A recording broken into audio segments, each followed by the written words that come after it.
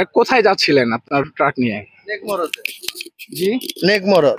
আসসালামু আলাইকুম সম্মানিত দর্শক শ্রোতা, আশা করি সকলেই ভালো আছেন।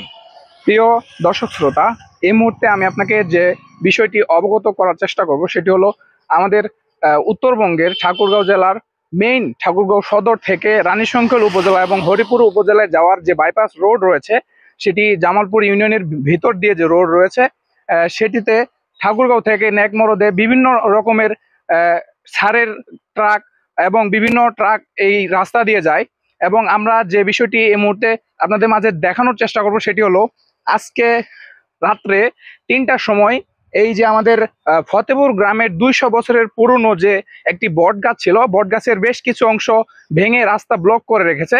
কিন্তু আমরা বিভিন্ন জনকে, স্থানীয় প্রতিনিধি যারা চেয়ারম্যান রয়েছে এবং বিভিন্ন প্রতিনিধিকে আমরা জানানোর চেষ্টা করেছি, তাদের এই বিষয়টি অবগতি করেছি যে তারা যেন এটি সরিয়ে ফেলে। কিন্তু আমরা দেখছি যে এখন বিকাল ৪টা বাজে, তাদের কোনো খোঁজ খবর এখনো নেই, তারা কোনো এখানে এখন পর্যন্ত কোনো কার্যক্রম করেনি। আপনারা আমার পিছনে দেখুন যে ইতিমধ্যেই একটি ট্রাক এখানে এসে আর যেতে পারছে না। এখন মনে হচ্ছে যে তারা পিছনে আবার ব্যাগ নিয়ে চলে যেতে হবে তাদেরকে।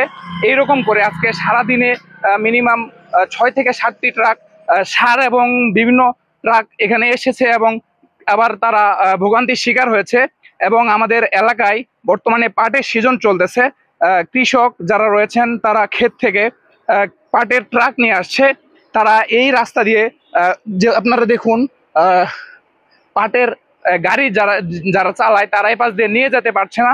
আমরা বিভিন্নভাবে আমরা এটা এখান থেকে সরানোর চেষ্টা করেছি, কিন্তু আমরা যারা স্থানীয় রয়েছি তারা এটা করতে পারছি না, কারণ এটি অনেক বড় একটি ডাল ভেঙে পড়েছে, যেটি কাটতে খুবই অসুবিধা হবে এবং এটি আমাদের জন্য, স্থানীয় যারা রয়েছি, জনসাধারণ যারা রয়েছে, তাদের জন্য এটি খুবই বিপজ্জনক।